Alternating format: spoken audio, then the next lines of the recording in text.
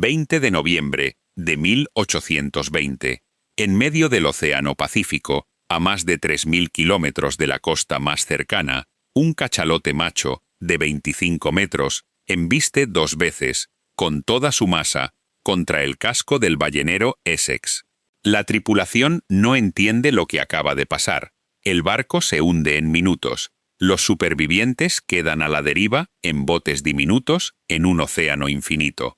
Ese ataque cambió la historia de la literatura, inspiró Moby Dick, pero también dejó abierta una pregunta que la ciencia tardaría casi 2 siglos en empezar a responder. ¿Cómo supo ese cachalote, en la oscuridad total del océano, exactamente dónde golpear? La respuesta no está en sus ojos, está en su nariz. Y en un sonido tan violento, tan concentrado, tan absolutamente descomunal, que cuando por fin lo midieron con instrumentos modernos, los científicos tuvieron que revisar los datos 3 veces, porque parecía imposible. Esto es un cachalote, Physeter macrocephalus, el depredador dentado más grande del planeta, un animal de hasta 57 toneladas, con el cerebro más pesado que ha existido jamás sobre la Tierra, casi 8 kilos de neuronas, y con un arma sonora capaz de producir un clic que, medido a 1 metro de distancia bajo el agua, alcanza los 230 decibeles. Para que entiendas lo que eso significa, el despegue de un cohete Saturno V, la máquina más ruidosa que la humanidad construyó en el siglo XX, alcanzaba unos 204 decibeles en la plataforma de lanzamiento. Un cachalote, con la nariz, produce un sonido más intenso. Y no lo hace una vez en su vida, lo hace cada segundo, miles de veces al día, desde el momento en que nace hasta el momento en que muere. Piensa en eso un momento. Hay animales, ahora mismo, a 2 kilómetros bajo la superficie del mar, disparando el sonido más fuerte producido por cualquier ser vivo conocido. Y llevamos décadas intentando entender qué están haciendo con él. Vamos a decodificar esta criatura juntos. Vamos a bajar hasta los abismos donde caza. Vamos a abrir esa cabeza gigantesca para ver cómo genera semejante estruendo. Y vamos a llegar a una hipótesis inquietante que todavía divide a los biólogos marinos, que el cachalote podría estar usando ese sonido no solo para ver en la oscuridad, sino para matar.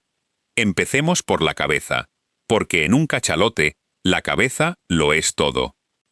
1/3 del cuerpo entero de este animal es cabeza, una masa cuadrada, casi rectangular, que en un macho adulto puede medir 6 metros de largo, y dentro de esa cabeza, ocupando prácticamente todo el espacio disponible, hay 2 estructuras que no existen en ningún otro animal del planeta. La primera se llama órgano spermaceti. Es un depósito enorme, alargado, lleno de una cera líquida clara, blanca, con un olor tan particular que los balleneros del siglo XIX creyeron durante décadas que estaban recolectando el semen del animal. De ahí el nombre. Se equivocaban. Pero el error se quedó pegado. Debajo del spermaceti hay otro órgano, formado por tejido graso denso, en capas. Los científicos lo llaman, sin mucha imaginación, el junk. La basura, aunque de basura no tiene absolutamente nada, es una lente acústica, y en el extremo frontal de la cabeza, escondidos, hay 2 labios de tejido duro, curiosamente parecidos a los labios de un mono. De hecho, los primeros anatomistas franceses los bautizaron así. Museo de Singe. Cara de mono. Esa es la boca real del cachalote, no la mandíbula que usa para agarrar calamares. Esta otra boca, la que produce el sonido. Vamos a ver qué pasa cuando un cachalote decide hacer clic. El animal empuja aire a alta presión desde sus pulmones a través de un conducto que sube por la parte derecha de la cabeza hasta llegar a esos labios de mono. Cuando el aire fuerza los labios a abrirse por un instante, se produce una detonación, un chasquido brutal. Ese es el clic original. Pero aquí viene lo increíble. Ese sonido inicial no sale directamente al agua, rebota hacia atrás, hacia el órgano spermaceti, viaja por toda su longitud, choca contra una superficie curva en la parte trasera de la cabeza y vuelve a rebotar hacia adelante. Atraviesa el Jung y solo entonces sale al océano, enfocado, amplificado, convertido en un rayo de sonido de altísima direccionalidad. Es, literalmente, el sistema de sonar más sofisticado que ha evolucionado en cualquier animal, y funciona con el mismo principio con el que un ingeniero diseñaría un altavoz industrial, solo que el cachalote lo lleva construido en la cara. Ahora, ¿cuán fuerte es realmente ese sonido? En 2003, el biólogo danés Bertel Möll, de la Universidad de Aarhus, publicó en el Journal of the Acoustical Society of America un estudio que se convirtió en referencia. Su equipo colocó hidrófonos en el mar de Noruega y, durante meses, registró clics de cachalotes en su hábitat natural. La medición máxima, calibrada, verificada, revisada por pares, alcanzó los 236 decibeles referidos a un micropascal a 1 metro de distancia. Ese número, para un físico acústico, es demencial. Para que te hagas una idea, los decibeles no son una escala lineal, son logarítmicos. Cada aumento de 10 decibeles significa multiplicar por 10 la intensidad. 10 decibeles más, 10 veces más fuerte. 20 decibeles más, 100 veces. 30 decibeles más, 1000 veces. Un rifle de asalto disparado junto a tu oído, 170 decibeles. Un motor a reacción a 1 metro, 150. Un trueno cercano, 120. Un cachalote, con la cara, produce 230. Hay una advertencia técnica importante que los biólogos siempre hacen, y que es justo mencionar. Los decibeles bajo el agua no son directamente comparables con los decibeles en el aire. El agua es un medio mucho más denso y transmite el sonido de forma diferente. Los científicos aún debaten cuál es la equivalencia exacta al aire, pero incluso haciendo la conversión más conservadora, el clic del cachalote sigue siendo, sin ninguna discusión, el sonido biológico más potente jamás medido, 10 veces más intenso que el rugido de un cohete Saturno V despegando, 100 veces más intenso que un disparo directo, suficiente, en teoría, para atravesar el cráneo de un ser humano y causar daño interno instantáneo si el nadador estuviera lo bastante cerca. Y sin embargo, los cachalotes no se destrozan a sí mismos. Ese fue uno de los grandes enigmas iniciales. ¿Cómo puede un animal generar un sonido capaz de matar sin matarse en el proceso? La respuesta está en la geometría. El pulso sonoro se dispara hacia adelante, en un cono muy estrecho, muy direccional. La energía sale disparada lejos del cerebro del propio animal, y el tejido graso que rodea la cabeza actúa como aislante acústico interno. Es como si tú pudieras disparar una escopeta pegada a tu propia sien y no oír nada, porque toda la onda va hacia el otro lado.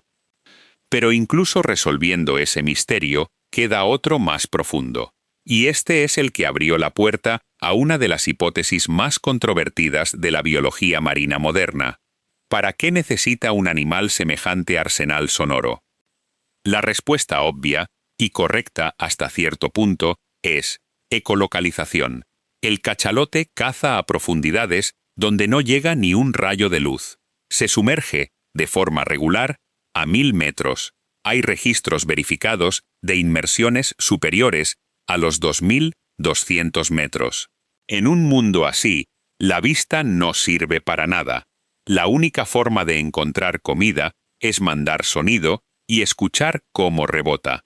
Y el cachalote es extremadamente bueno haciéndolo. Puede detectar un calamar de 1 metro de longitud a cientos de metros de distancia. Puede distinguir texturas, formas, incluso, según algunos estudios, el contenido interno de una presa, si tiene el estómago lleno, si está herida, si está viva o muerta. Su sonar es tan preciso que hay biólogos que lo describen no como oír, sino como ver con el sonido, una forma de visión completamente ajena a la nuestra, una que atraviesa la carne, una que percibe densidades, una que funciona en la oscuridad más absoluta. Pero hay un problema con esta explicación, y es un problema serio. Los clics de ecolocalización que se han medido en cachalotes cazando no necesitan, técnicamente, 230 decibeles. Con la mitad de esa intensidad, el sistema seguiría funcionando perfectamente. La naturaleza es económica. Rara vez desarrolla armas sobredimensionadas sin una razón. Entonces, ¿para qué el exceso? Aquí entra la hipótesis del Big Bang. La hipótesis del gran estallido. Fue propuesta a mediados de los años 80 por biólogos que observaron algo extraño en las inmersiones profundas de los cachalotes. A veces, poco antes de capturar una presa, el animal emitía un clic especialmente violento. Un pulso único, aislado, mucho más intenso que los clics normales de sonar. Y después, aparentemente, la presa era capturada sin resistencia. La hipótesis dice, simplemente, esto. El cachalote no solo usa el sonido para encontrar a sus presas, lo usa para aturdirlas, o incluso para matarlas. Un calamar gigante, un pez grande, un pulpo abisal, alcanzado por un pulso de 230 decibeles a corta distancia, podría sufrir daño instantáneo en sus tejidos internos. Ruptura de vejigas natatorias en peces, cavitación en tejidos blandos, aturdimiento por sobrecarga sensorial. En otras palabras, el cachalote podría estar cazando con un cañón de sonido. La hipótesis es fascinante, pero, hay que decirlo con toda claridad, sigue siendo controvertida. Nunca se ha filmado, ni observado directamente, un cachalote matando a una presa con sonido. Las cámaras que se han enganchado a estos animales, los llamados D-tags, los sensores acústicos, han grabado horas de caza, han registrado los clics, han registrado las capturas, pero no han demostrado, de forma concluyente, que el sonido sea el arma letal. Otros biólogos proponen explicaciones alternativas. Quizá el clic intenso es para deslumbrar acústicamente al calamar, desorientarlo por unos segundos, no matarlo. Quizá es una forma de comunicación entre cachalotes que cazan en grupo. Quizá los pulsos de mayor intensidad son simplemente una consecuencia física del sistema y no tienen función letal. La discusión sigue abierta. Y ese es exactamente el tipo de misterio que hace que la ciencia sea, todavía hoy, apasionante. Pero hay otra dimensión de este sonido que va más allá de la caza, y aquí es donde la historia del cachalote se vuelve, francamente, filosófica. Porque estos animales no solo cazan con sonido, hablan con sonido. En la superficie, en grupos familiares llamados unidades, los cachalotes se comunican mediante secuencias específicas de clics, llamadas codas. Una coda no es un clic único, es una pequeña frase rítmica. 3 clics, pausa, 2 clics, 4 clics seguidos, pausa, 1. Como si fuera código Morse, como si fuera un idioma. El trabajo de Hal Whitehead, de la Universidad Dalhousie en Canadá, y de Luke Rendell, de la Universidad de St. Andrews en Escocia, ha demostrado algo extraordinario. Los cachalotes de diferentes regiones del mundo hablan diferentes dialectos. Los cachalotes del Pacífico Oriental usan patrones de coda distintos a los del Caribe. Los del Atlántico Norte tienen ritmos característicos que no comparten con los del sur, y estos dialectos no son genéticos, se aprenden, se transmiten de madre a cría, de generación en generación. Es, literalmente, cultura animal. Cultura transmitida por sonido, con dialectos, con acentos, con identidades regionales, en medio del océano, bajo 2 kilómetros de agua. En las poblaciones estudiadas cerca de las Galápagos, los biólogos han identificado grupos llamados clanes vocales, formados por miles de cachalotes que comparten un mismo repertorio de codas. Y cuando dos clanes distintos coinciden en la misma zona, no se mezclan, se ignoran, Se comportan como si hablaran idiomas incompatibles. Piensa por un momento en lo que eso significa. Estos animales han dividido el océano en naciones invisibles, naciones sonoras, cada una con su propio acento, cada una con su propia forma de decir, quizá, quién es, de dónde viene, a quién pertenece. Y todo eso lo hacen con la misma nariz que puede disparar un sonido más fuerte que un cohete. Volvamos por un momento al Essex, a ese barco hundido en 1820 en el Pacífico, al cachalote macho que decidió embestirlo 2 veces con una precisión imposible, en total oscuridad, a una distancia desde la que ningún ojo animal habría podido calcular el impacto. Ese cachalote no vio al Essex. Lo escaneó, lo mapeó, sabía exactamente el tamaño del barco, el punto más débil de su casco, la velocidad con la que se movía. Todo eso lo dedujo mandando clics y escuchando los ecos. Y probablemente, además, avisó a su unidad familiar de lo que estaba a punto de hacer. En su idioma, en su dialecto, con sus colas particulares. Un animal así no es solo un depredador, es un sistema sensorial y cultural completo, adaptado a un mundo que nosotros no podemos ni empezar a habitar. Un mundo de presiones aplastantes, de oscuridad total, de distancias enormes, donde el único sentido que funciona es el que ellos han perfeccionado hasta niveles que rozan la ciencia ficción. Y sin embargo, aquí viene la parte incómoda. Durante casi 200 años, la especie humana cazó cachalotes en masa, no principalmente por su carne, por el espermaceti, esa cera líquida en su cabeza, la misma que enfoca el sonido, era usada para hacer velas, lubricantes de precisión, cosméticos. Se calcula que, entre los siglos XVIII y XX, se mataron cerca de 1 millón de cachalotes.